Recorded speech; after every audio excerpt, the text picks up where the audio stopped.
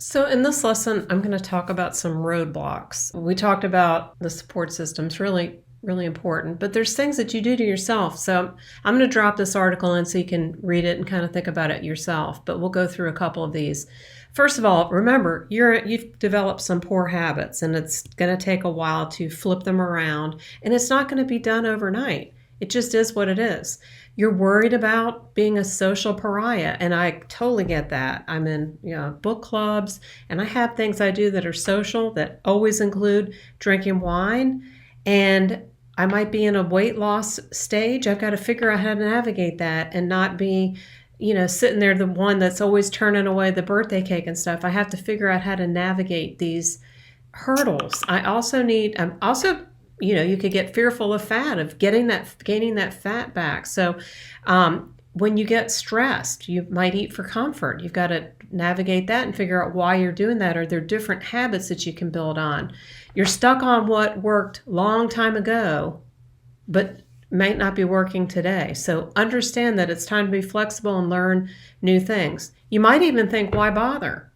Let's put this off. Let's put off what we don't have to worry about. Well, each year that you're gaining weight, you're making it worse and worse and worse. So at some point, you've got to draw the line in the sand and try.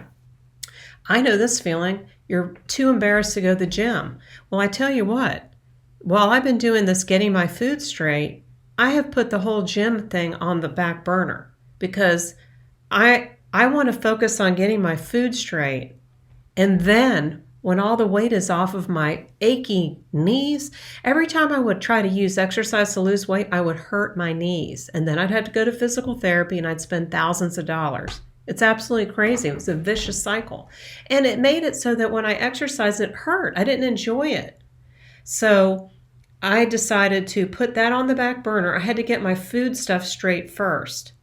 And then, now that I've got the food stuff figured out and straight for me, I now have time to now add that new habit of working out back to myself. But you don't have to go run a marathon.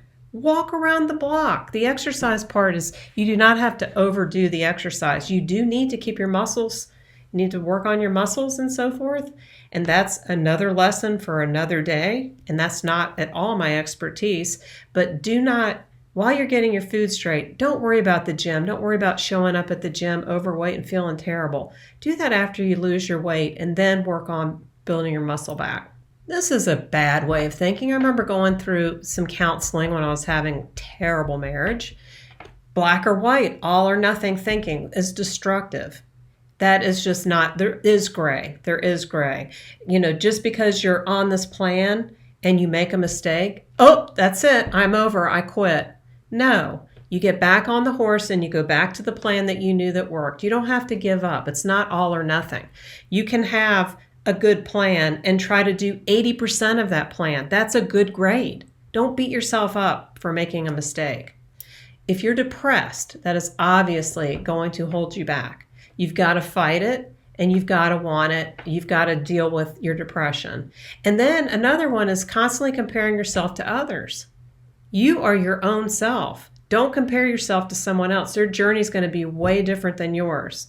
So those are some things for you to sit down and read through and think about how you can combat these things, building your own support for yourself and grabbing the people that you love to cheer you on so that you don't fail.